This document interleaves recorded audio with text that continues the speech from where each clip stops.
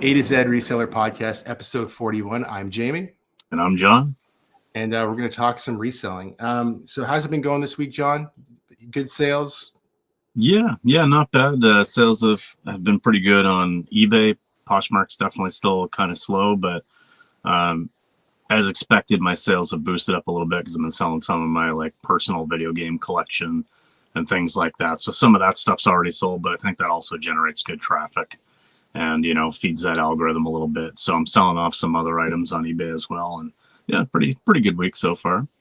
Nice. I've kind of noticed, well, I'm with you on the Poshmark thing. Poshmark's been okay at best. It's really not, it's pretty good, but it isn't back to where it had been, I don't think.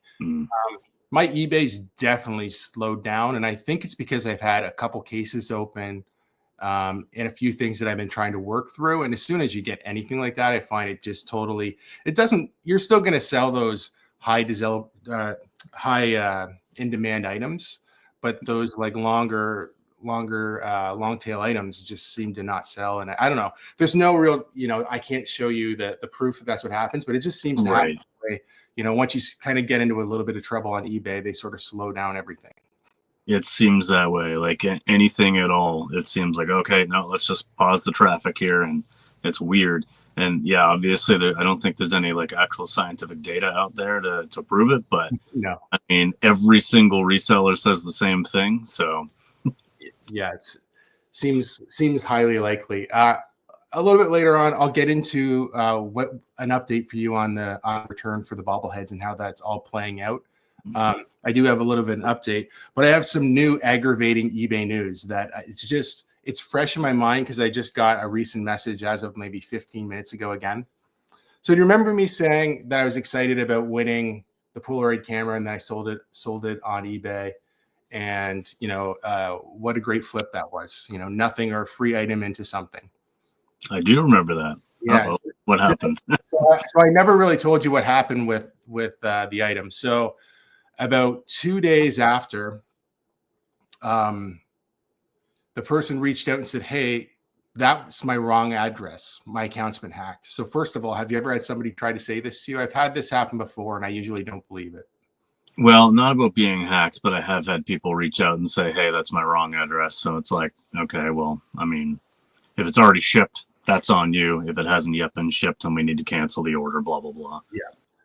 So part of the confusion here becomes Stallion Express too, and it adds another layer. So they said, "I see it hasn't shipped yet. Can you cancel the order?" And I'm like, "Well, actually, I ship with a third-party company, and this has been dropped off and scanned, and most likely is on a truck to the U.S. right now." I mean, all that's hard for you to see because you just see the UPS label, right? So they asked me to reach out and see if I could get the label changed. Well, have you ever tried to do that? No. It's nearly impossible. And there's really not much you can do about it. So now this person, well, first of all, they opened up a item not received claim because it was still in transit about a week ago, maybe. Not a week ago, but within the last week anyway. And I'm like, okay, well, this person's just grasping at straws. We'll see what happens here. Maybe once it gets to its destination, maybe it'll just get returned and come back. I didn't know. I just sort of left it alone for the time being. It got delivered. The case got closed. Obviously, they cited it in my favor because it was delivered to the address on file. Now This person's absolutely livid, as if I did something wrong. I didn't put their address in wrong. I attempted to change the address. Anyway, they're basically I don't think they can do anything to me, but they're harassing me and basically saying you should work with me and give me a 50% refund. And my side of it was just, listen, I don't know who I shipped this to. It could be your cousin for all I know. I said, I'm not saying you're trying to pull anything over on me, but we both have protections here. So if eBay's not willing to protect you putting in the wrong address, I really can't either. So I don't know what I mean, how is that your fault or your problem? Why in any reasonable society would you be expected to give somebody some of that money back? No. Order was placed. You shipped it to the address it was ordered from. Case closed. Yeah. I mean, I feel bad for them if they did get scammed, but it's not your fault. No, I don't know how much further the guy's willing to push it either. I'm sure as far as eBay's concerned, I don't even think he could probably give negative feedback because it's cleared, like clearly was his fault. Even I don't know. I have no idea how the whole I got hacked by eBay thing plays out. Maybe he can go and try to do like a chargeback on his card, which I hope he doesn't, because those are really difficult to navigate if you've ever been through one of those. I haven't, but I've seen enough of them take place. But I think that even if he does a chargeback on his card or something, like you've already received that money, that case was already just like sided in your favor because it was already an item not received case opened. eBay has already sided in your favor. You've done everything right. I think that's something that eBay and eBay legal department would have to take up. And so even if they got a cash to like, the chargeback on the card or something, like I'd be really surprised if eBay, unless it was some automated thing, you had to call them and be like, hey, don't do that.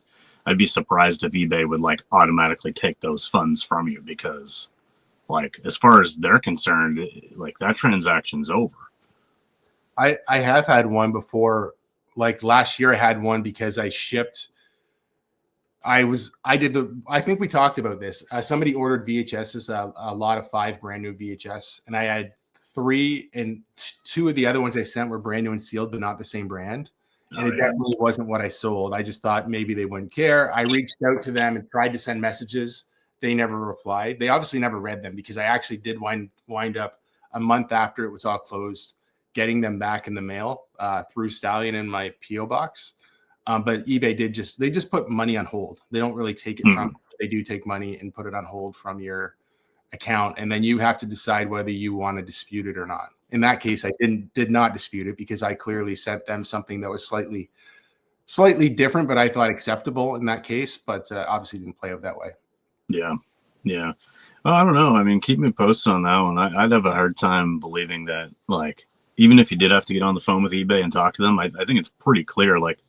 Because if not, if this could ever go against you or whatever, and eBay would side against you, like, then what the hell are we even doing here? I mean, if there's no seller protection whatsoever, like you've done everything that you should do. You they tell you don't change the address. Like even if you hadn't shipped it, like eBay will tell you straight up, do not send it to any address except for where it was ordered from. So I mean, you did the right thing. I mean, yeah, it was already shipped, but like even if it hadn't been already shipped, like you did the right thing by sending it to that address. I've had people ask me before if they would do that or like if I would send it to a different address. I'm like, I can't do that. Like you need to cancel the order because the second I send it anywhere else, well, number one, I can't like automatically just buy and print my label through eBay if I do this because, it's all linked to this address. But like the second I do that, I lose all seller protection. So anybody, anywhere along the way, you, the Postal Service, anybody could screw me over and there's nothing I can do about it. And I think, I've probably had that happen like 3 times where they're just like, oh, okay, cool. Yeah, let's cancel and redo it or something. But yeah, I don't know. It's a weird one. Yeah, it is odd. And I'm about 50-50 with you on there where I've canceled orders because somebody wanted to change an address and sometimes they rebuy it and sometimes they don't. When the person doesn't rebuy it, you're kind of like, oh, what were you actually trying to do? Or are you just frustrated that I'm making you do this? Either way, it's problem avoided in my opinion. Yeah, for sure. So this seems like a pretty good segue into an issue I had on Poshmark currently having. So you had mentioned you had tried to reach out to that VHS person and sent messages and they never got back to you. I went to pull and ship a Poshmark Canada order the other day and realized that I had listed something incorrectly. So a lot of times what I'll do is like when I get these like clothing thrift hauls or whatever, I'll like spend one batch of 3 hours or something doing all my photographing all at once. And then I've got it all on my phone and I can just go in every day and like list a few things or something. So sometimes from the time I take the picture to the time I'm actually listing the item could even be a couple of weeks, right? I don't know how I did this, but I had listed an item that I thought was a dress on eBay, on Poshmark, everything else, as this New Tags J. Crew dress. Cool. Someone bought it, $52, good sale. Pull the order, realize this isn't a dress at all. It's only got like one button closing it up in the front. So it's more like a shawl, right? It's like a long dress looking shawl. Like, it's certainly not closed in the front. Do not wear this as a dress unless you want like an indecent exposure ticket. So I messaged this person, was like, hey, like, this is my bad. I completely screwed up on this. This was 3 days ago and they haven't responded to my messages. So I'm not sending it out because there's no point in me sending this item out, in my opinion, and then them get it, be mad about it. I mean, it's Poshmark, so like there's no real negative feedback or anything, but then they got to return it to me. I got to get it back, and it just adds a layer of just hassle. So I messaged them again today and said, look, you know, you haven't responded to me yet. I'm assuming you're just not checking your messages or emails, but I'm not sending this out. I'm going to cancel the order by the end of today if I haven't heard back from you. I think it's the only thing I can really do. Yeah. I'm never afraid to cancel orders on Poshmark. I will tell the person why I'm canceling. Yeah. But yeah, it definitely doesn't affect you the same. I'm sure if you were delinquent and you're doing it all the time, right, that's not good. But I mean, you know, to save a problem for sure, or, you know, sometimes I'll have something double listed or didn't delist something, and then you're like, uh-oh, you know, so you just have to cancel those orders. Like, you know, but most people are understanding. I've had a few people super mad about it, but most people are like, yeah, that happens, or, oh, okay, well, thanks for letting me know. You know what I mean? Most people are pretty good about it. Yeah. So we had talked last week a little bit about you going through some video games and stuff. You've got some of that stuff listed? Yeah, so I went through, you know, my video game collection was pretty extensive. I got rid of quite a bit last year. Because really I'm trying to work towards a debt-free lifestyle and, you know, making progress, but there's also the Switch 2 coming out this year. So it's like, I gotta make some changes. So I did go through, I got a whole bunch of stuff listed. I've still got some more to list, but obviously I started with the higher value stuff first. And I think I probably listed somewhere around like $1,600 to $1,800 worth of stuff. Wow. The last week, and I've sold a few things already. I've sold, you know, probably about $500 worth of stuff so far. A couple local Facebook deals as well. The cheaper stuff, I just like have, you know, small little bins, and I just take one photo and just put it on Facebook Marketplace. Like, I haven't even put all that stuff on eBay yet, and just be like, you know, games in this photo are $5 a piece, and I find those will go way better on Facebook because, you know, that's where people want to spend less money. Yeah. So they might pick through and be like, hey, I'm interested in these 4. Would you give me a deal? $16? Yes, I will. You know, I mean, I'd make less than that after fees on eBay anyway. So, yeah, but no, it's going pretty well. You know, I gotta rearrange my shelf a little bit, my gaming setup. And now that I've created some pretty significant holes in the shelving, but it's all right. Got to condense it down a little bit. And, you know, I was thinking about it, like, I've got a pretty good video game collection, but every year that goes by when I only play a few games and realize I'm like 50 times behind the pace I need to play all these games before I die, it makes it a little bit easier to like get rid of some. So yeah, that's kind of where I'm at. Well, that makes sense. Like you said, I know a lot of the games that you're getting rid of too, you said that you have like available on an alternate system or hard drive or something, right? So it's not as if you still kind of own them in a way. Yeah, well, that's just it. I mean, realistically, anything except for like new stuff, which can't really be emulated or whatever. You know, I mean, all the retro stuff, I mean, it's easy enough to play those games if you want to, with or without original hardware. And I mean, I don't feel bad about emulating retro games from 30 years ago because it's not taking money out of those developers' pockets. Like, you know, no one's making money. Like, those developers aren't making money if I go buy a secondhand copy of a game from 30 years ago on eBay. Like, the only people making money from that are the seller, eBay, and the government for some tax money. You know, like, those game developers, they already got their piece 30 years ago. So I don't feel bad about emulating old stuff. Yeah. You know, there's stuff I do want to keep because it has such like nostalgia value for me. You know, it's something that like actually means something to me. But a lot of these games are just like, you know, they're just valuable things that I've collected over the years. And I mean, I might as well pay off a credit card instead of having them collect dust. Yeah, no, I agree with you. I think it's a good thing to do to declutter. And like you said, if you got a goal in mind of potentially, getting a new Switch and whatever. It's smart to move old stuff to get new stuff, in my opinion. Yeah, but you did touch on something there about how many hands are in the cookie jar, and it just made me think about the potential of the tariffs coming on February 1st, and who knows what's going to happen. But obviously, with Donald Trump now president of the United States again, he's really swinging his hammer around and making a lot of threats here. What do you think? What do you think the potential is that? How do you think that would even work, right? Who's going to have to put in for this? Is eBay going to have to change everything real quick and worry about the tariffs, or is it just going to be put on the buyer, the sellers? There's a lot of questions here. Then nobody's really answering much. There are a lot of questions, a lot of good questions, and a lot of concerns that I think are very valid. I think that eBay has the infrastructure in place already to very quickly adapt if those tariffs are put in place.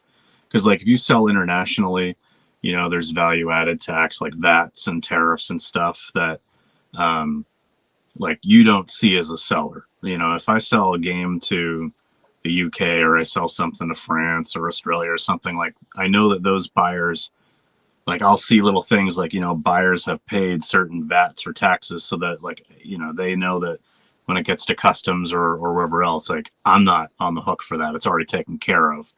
So I think there's probably something built into eBay's platform that just quickly allows them to, toggle on whether these international transactions require, VATs or tariffs, and then they just set the amount and it just rolls through. So I imagine that US buyers would just have to pay that tariff on tax, or if we're buying from the US, same deal. And it would just come through as a buyer's responsibility. Yeah, it is interesting. It'll definitely muddy the waters up for sure. Yeah, and it's so, I've heard a few different things. Like, obviously, the date that was thrown out was February 1st, and then I was listening to some other news channel that was saying like, and then they also have like this investigation going in that's not really supposed to be done until April. Like those dates are far apart, I should say, right? Like, so I think like for the most part, this is just, like I said, it's kind of a scare tactic, and who knows what'll happen, but it definitely makes people worried for sure. Yeah, I think that, without getting too political, obviously everybody's got their own opinions on Trump and the administration and politics in general, but I think we've already seen between Trump and some of the folks that he's got up on his podium with him that there's a lot of folks who like to say a lot of things. There's a lot of big personalities, and so I think there's a lot of create division, create confusion in order to just look important. And I don't know if that's valid or not, but that's how I perceive it. I don't think that they would rush tariffs through, because at the end of the day, someone is going to get it through his head, probably, that like that would be really bad for Americans. I mean, you would think, right? Because it would hurt the American consumer. Canada and the US does a lot of trade. And I know with like the company that I work for, 90% of our business is to the US. It would impact the US big time if all of a sudden we levied the same tariffs, and all of a sudden now all of our clients are paying another 25%. And I mean, that's millions of dollars, right? Right. And who's really further ahead at that point? Exactly. Yeah. It's just trading blows is all it is. So I don't think it makes sense. No, it doesn't really. All right, we'll get off of the political things, but we'll go back to eBay. So I'll give you a bit of an update. So this podcast will come out before I say anything on my actual channel about it. So with the bobbleheads, obviously, I think where we left off was eBay said to me, more or less, go through insurance. We're not going to cover this. We think it's damaged potentially in shipping, because I let the case close the way that it did without me stepping in whatsoever, because I was waiting to see the bobbleheads, obviously.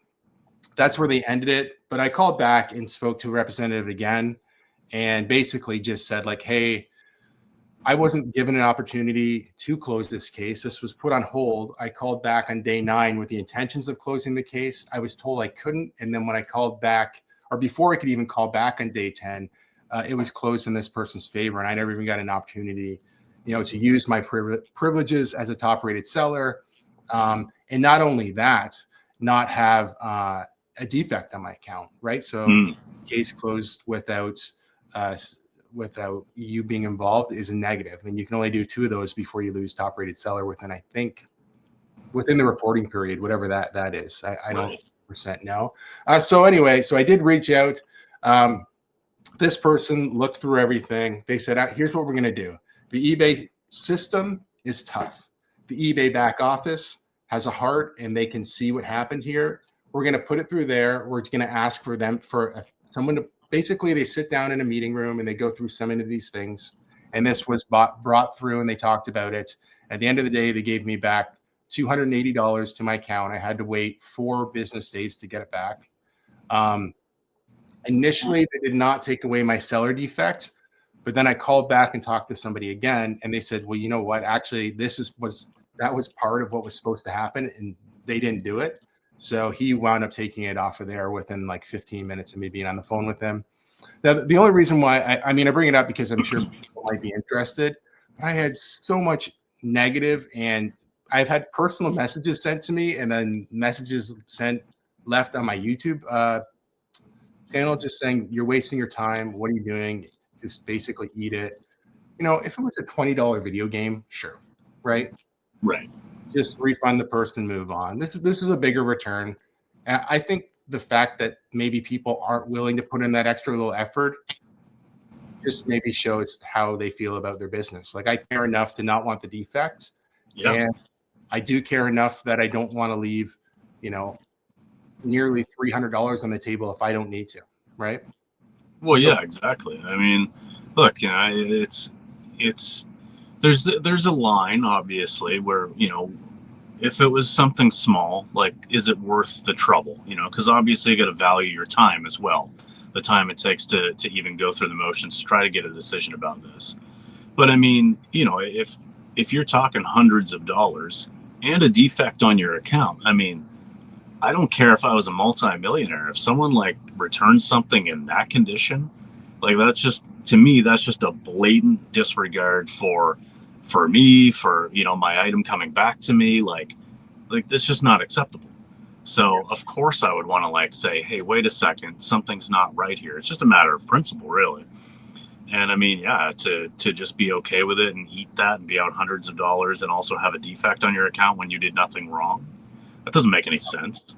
Like, that's not, I have more pride in myself and in my business, and somebody who actually, like, does try to do the right thing and try to be reasonable to my customers and stuff like that. Like, why should you have to eat that? That makes no sense at all. No. And like I said, I wouldn't probably even fight over something small.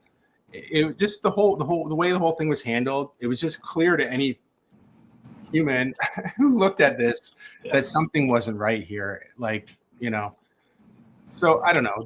The one thing that just got me a little bit, irritated me, I guess, was just like, was anybody who thought I was wasting my time? I mean, I'm not just sitting here on the phone, talking. Like, if I have talked to eBay, normally I've got my AirPods in. I think the one day I was cleaning shoes while I was talking to somebody, or I was working on my computer. So is it really costing me much time? It's just making me interact with eBay. Is it the funnest thing to do? No, but getting the point across and being persistent is definitely, I think, worth it to save face on your account.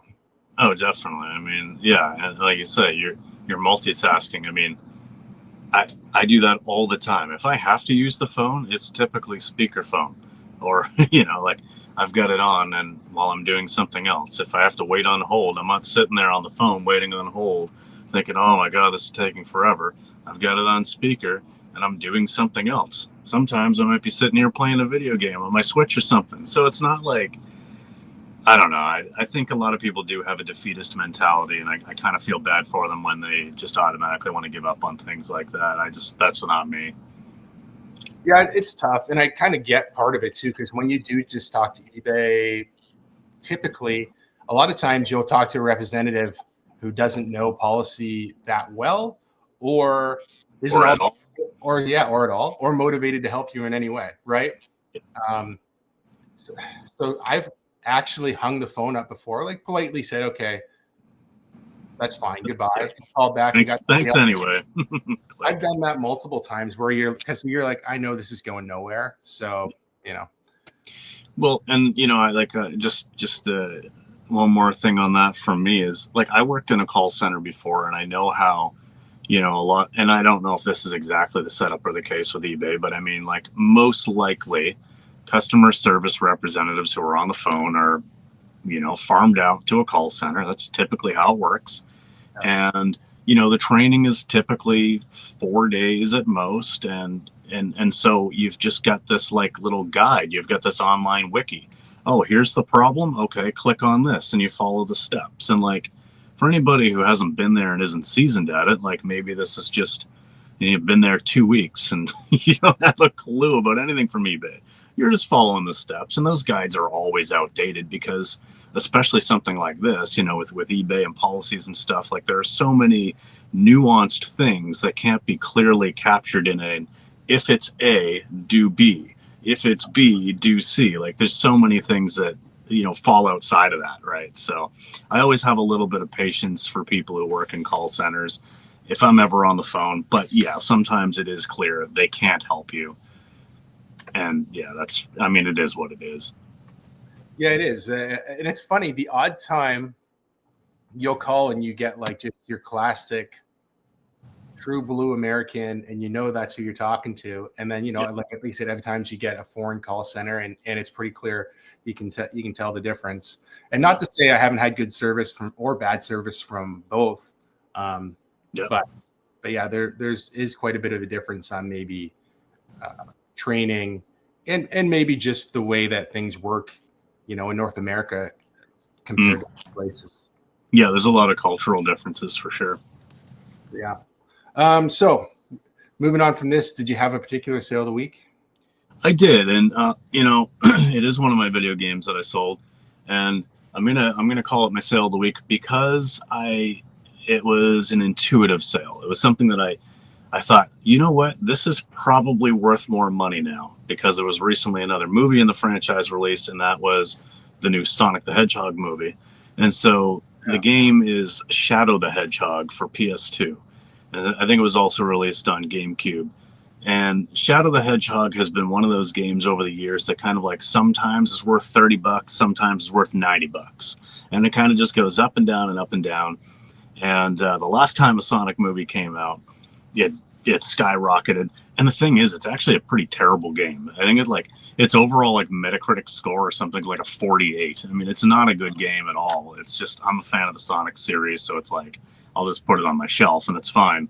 But yeah, I was like, you know what? I better just check my little, game library app and see if that's gone up in value. And sure enough, I mean, some copies were selling for over $100. I wanted to move mine kind of quick, so I just put it up for $89.99, and it sold within 12 hours, full asking price. So that's awesome. Shadow, he's like the dark, like the black color. Yeah. He's the bad guy. Okay, but no spoilers. Yeah. I don't think I played the game. I remember it kind of, but I don't think I played that one. Yeah. So no, I mean, that was a cool one. It was a nice flip. I actually almost sold it the last time a Sonic movie came out, and all of a sudden it jumped in price. But I was like, no, I'll hold on to it for now. I'm just gonna plug my phone in because I realized I hadn't, and just got the 10% battery thing. So let's try that. There we go. I almost sold it the last time, and I was like, no, I'll hold on to it. And yeah, how many more Sonic movies are there going to be? How many times am I going to be able to sell this terrible game for $90? So I jumped on the opportunity. Yeah. Oh, I don't blame you there for sure. Let's see. I think I'm going to go with Carhartt jacket. It might have even just been in a recent video. I think I had it listed. So first of all, it came from the $800 clothing buy.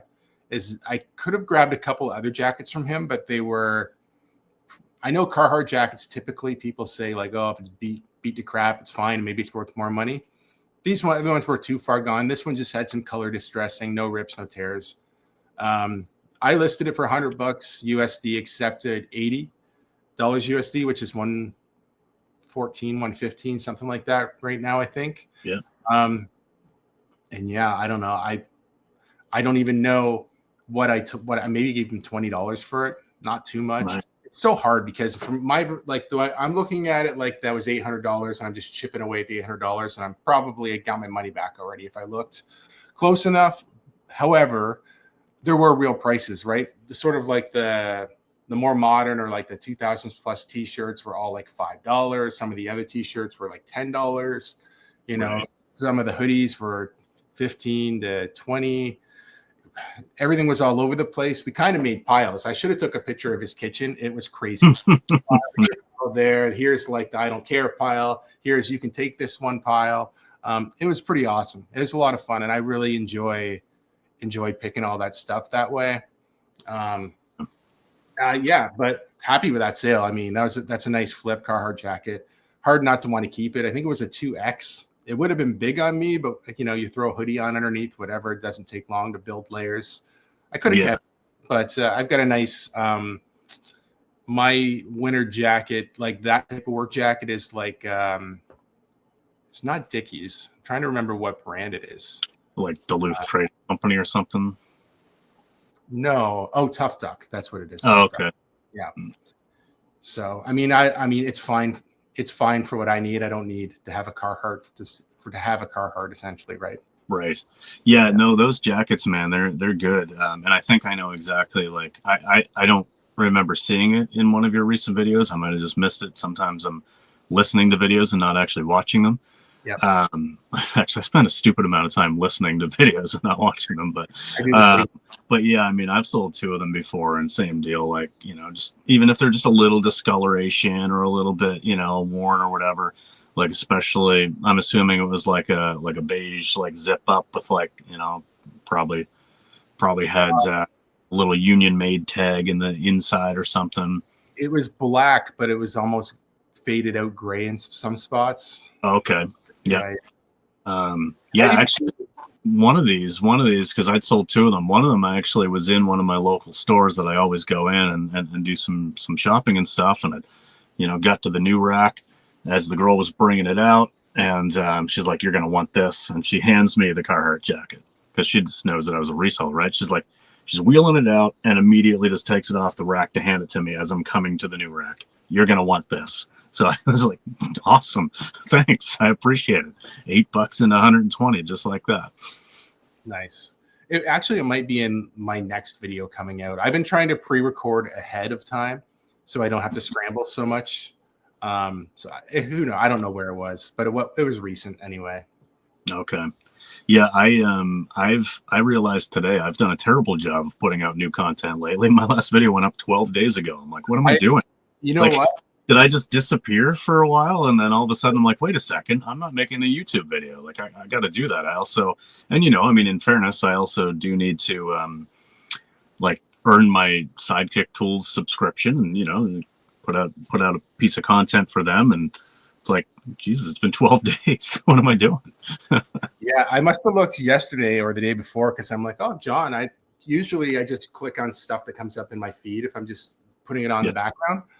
But I'm like, I looked you up because I'm like, I haven't seen a John video in a while. I'm like, oh, Jesus, this is why. He hasn't went out in about 10 days. Yeah. Yeah, it's weird. Anyway, so there'll be one coming up tonight, which is actually yesterday. If you're watching this one, it's being released. But so I'm messing around. So we'll not promote it at the moment anyway. But so I'm messing around with cross listing. Okay. So I know you've used it a bit. I think for the most part, I like it. It's easy. I don't have total trust yet. So like when I cross list, I'm still going and I'm going to double check to make sure it listed, and I'm looking through stuff because I'm not convinced. Not that I think there's anything wrong with their programming or anything. I'm just paranoid and want to make sure it's listed properly. I'm going to do a little video on my process of how I've been doing it. I think you were doing the same thing. I haven't made my listing in the app. I've been just taking doing an eBay listing and then importing it into there, right? And I found by accident when I was cross listing to like Poshmark Depop and the other Poshmark, I accidentally had eBay clicked again, and then I relisted it to eBay a second time. So there's all these little things that I'm going to try to point out, but I'm liking it though. Yeah, I am like. Yeah, you got to be careful with that stuff because there's so many things that could just like completely screw you up. But I do like it. I like one thing I really like about it is like, so I imported my Posh Canada stuff so that I could then put it in Posh US. Yeah. And so it imported what I had as a Posh Canada price and automatically showed me what that would be in US dollars. So if I wanted to go, complete apples to apples, based on the current exchange. So that was cool. I think we talked about it last week. Maybe not, but I believe we did. I could be imagining it, but just be careful if you are. Oh no, it was because it was on. It was in one of the comments of our last video. But if you're doing it the way you're doing it, if you sell something, make sure you're going in and manually delisting because it will not automatically delist anything that hasn't been created in the cross-listing app. So if you're importing in, it's not going to have that same metadata to know to delist that. Exactly. And in case you're wondering, I've showed this before. This is my high-tech one. I sold a Lady Gaga t-shirt today, and I delisted it on Poshmark, and Depop. So that was nice. That was an eBay sale. So I just dropped my shipments off. So this was what's sold since I've been home. But I'll do this. This paper will be full. And then a lot of times in my videos, my phone's sitting on top of this, but I'm going through and crossing things off as I go, even though I'm looking down the thing. I really like, as much as I love technology and digital, there's nothing like having a physical anything right beside you. You know what I mean? I can't trust. I got notes in my phone, but I'd rather write a note on a piece of paper. I don't know why that feels better for me. It probably has to do with my age and my trust level with technology at times. But we're almost boomers, right? We're almost shaking our fist at clouds. I know. But no, I'm with you, man. I feel the same way. Like I have notes on my phone for a lot of stuff, and I use a lot of like organizational apps and all these kinds of things, but I won't show it because my desk is a complete disaster here. But I still have like a big desk calendar under my keyboard, and I work in front of me, and I'm working off my laptop and 2 monitors, but I still have a big desk calendar where I'm writing out, the highlights of each day. I still use like handwritten notes for all my like work processes, even though they push all of these apps and technologies, that I could be using to do these things. Like I've got my pencil right here and I am writing down everything that I need to do for the day. That's my first step when I come down and I turn on my laptop and I get started for the day. I'm writing out my list and, maybe that takes me 15 minutes and I'm crossing those things off and it's so satisfying. It's satisfying. And I think there's a bit of a mental connect too, right? Like when you physically write it down by hand and you're thinking about it, I think that gives you that little bit of connect where you're like, oh, there's those things I need to do. Where if it's just a list on a computer somebody sent you, I don't even have to look. I don't know what's there. I don't care because I'm not going to look at it. It's not real. Yeah, it's not real. Exactly. So I think that little thing just makes it real for me. And I've got a calendar behind me, which I haven't filled out in an entire year. I think it sat there empty for the last year. At the moment, I've got a little note to myself that says eBay store, February 1st. So here's something interesting. I didn't plan on talking about this, but I guess because we're talking about calendars, it sparked this in my head. So I have an eBay subscription. I've got a basic store, okay? Mm-hmm. The one day I was messing around on ebay.com and I'm like, why doesn't this work the same? And then I flip back and I'm like, I don't have a store subscription on both, even though it's the same account. So I call eBay and I'm like, well, how do I switch my .ca store subscription to my .com? Oh, you can't. We don't have that technology. You have to cancel the one and get the other. I'm like, I can't just pay for 2. No, you can't do that either. I'm like, okay, well, I guess it's good that I can't because I guess throwing money at it would fix it for me, but it'd just be an unnecessary cost. The smart thing to do would be finish listing, taking the rest of my stuff off of .ca, moving it over. But in the meantime, I've canceled my store subscription, which will end on January 31st. It's the 31 days in January. Yep. And then February 1st, I have to call back or I have to go on and make a new store subscription. Gotcha. But here's the other problem. Now all my supplies are not going to be the Canadian ones. So I'll still get tape, but but I don't know about the other stuff. So I'll have to ship those to my PO box, I guess. I don't know. So there'll be a whole new layer of Right. shenanigans, I guess, to figure out. But Now, will it still have like all of your same like limits and things like that? Because I know now, like I just have the basic store subscription as well, and you get whatever it says. But then after a while, they allow you to list more, and they allow you to have like a certain dollar amount. I can list. I don't know if this is a glitch, but this came up sometime in the middle of last year. All of a sudden, I got onto eBay and it popped up and said, "Okay, you can list more. I can list 5 million items or $5 million a month, whatever comes first." Well, I know I'm not touching those numbers. yeah, So I'd be concerned, like if I canceled that subscription and move over to .com, obviously I don't need 5 million, but would those initial limits be lower that now you have to prove yourself again, or? no, it's the same account. Like all my feedback still all counts over there. Okay. For whatever reason, the store subscription doesn't carry over. But Weird. I don't know. But some of it doesn't make sense either, because I've ran like sales and included stuff that was listed on both. But I just think it depends on where the subscription is based from. Like it almost makes no sense, but at the same time, there's a layer there that does not work unless it's like on the right thing. And one of the big things is the percentage you're paying on final value fees and a whole bunch of other stuff, right? Too. Right. So I don't know. So essentially, I do have to switch my store over February 1st, and I plan on February trying to reuse the calendar some more. But I'd be better off with the desk one, like you, because it'd be right in front of me. That I have to get up and do something, and that's harder. Yeah, even this one that's like right next to me, less than a foot away, I still need to turn to see this one. And I mean, like, and there's one like literally behind you as far as I can see on my screen. And I never use it. I look at it because there's like cute picture of a puppy there. This is a dog calendar, but like I don't actually use the calendar. It's still on December because I don't have my new one up yet. But it's this dog's cute as hell, so he's going to stay there until probably at least March. Yeah, I did that with slightly different, like a bathing calendar potentially. I really liked May, so I kept it around a little longer than needed. I can understand that. All right, everybody. Well, that was episode 41. I believe that's what we said at the beginning. I think so.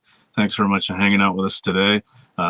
I'd be interested to know what people think of the tariff situation. Obviously, we'll keep it cool. We'll keep it calm. We won't get all like, slinging mud at one another for political reasons. But tariffs obviously is something that could impact resellers on both sides of the border. So let me know what you think is going to happen down there if you get any predictions. And yeah, we'll see you in the next one.